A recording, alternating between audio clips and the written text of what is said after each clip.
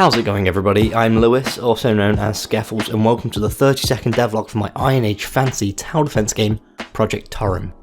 Last week I took you through the process of creating Deep Towers, the official song for the game, linked to the devlog in the cards. I received a lot of brilliant feedback on the song and my guitar playing, and I really appreciate everyone that took the time to comment and like the video. It'll be awesome if you can keep the ball rolling for this video. Click the like button now, it'll be great to get 15 likes. Thanks for liking the video. Now, what are the plans for this one?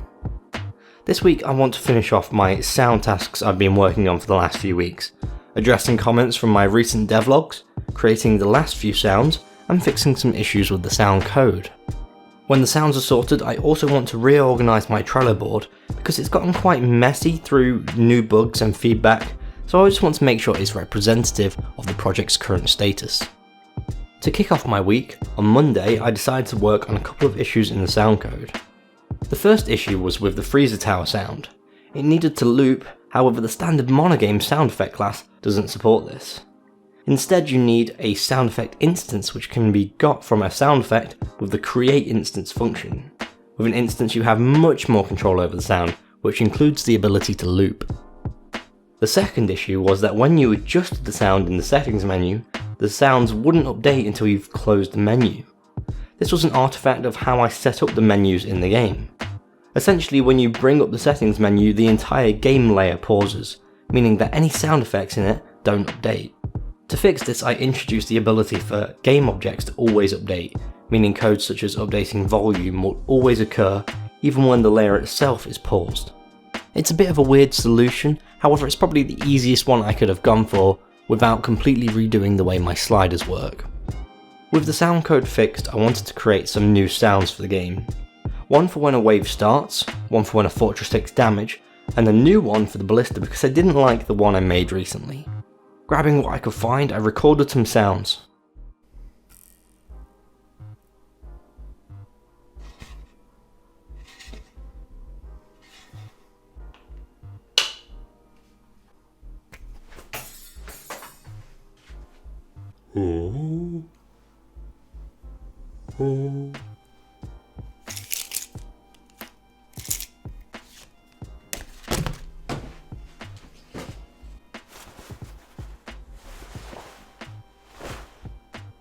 The first sound I created was to replace the ballista sound.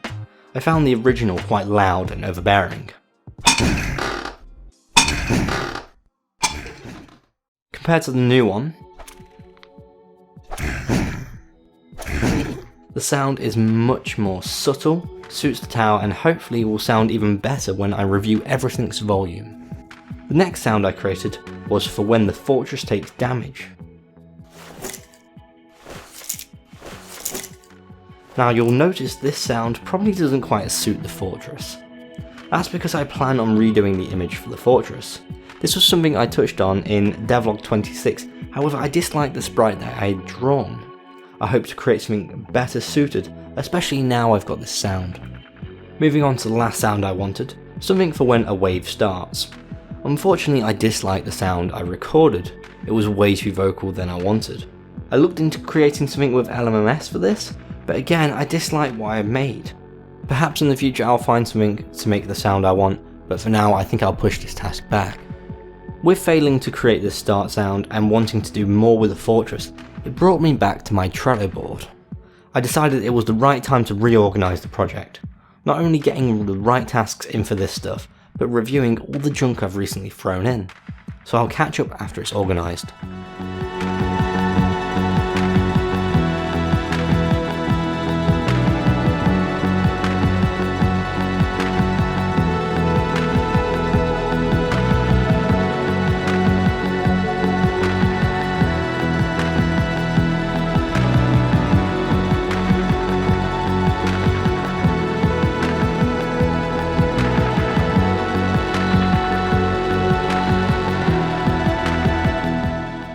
This is looking so much better now.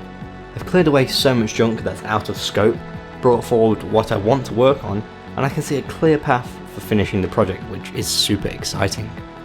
What I've got left is a revamp to the base that you're protecting, finishing up the sounds, adding menus, and bug fixing. It's about halfway through the week, so let's jump into creating a new sprite for the base.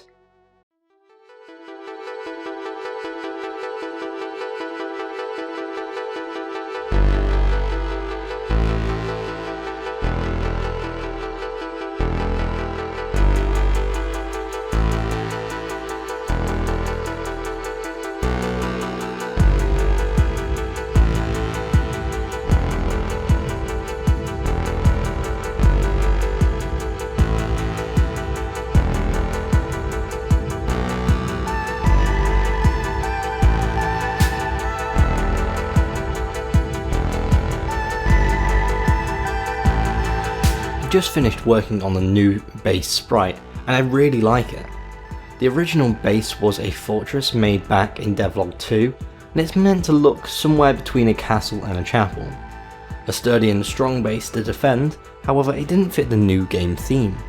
As such, in Devlog 26 I tried to create some kind of Roman army tent, however they didn't come out as planned. So I've tried again, and I think I've got a good set of tents to act as the base. Each variation has unique colours and some decorations on them. In game I've added a small fire and hooked up all the tents to the damage code, so you'll see tents falling as the enemies hit the base.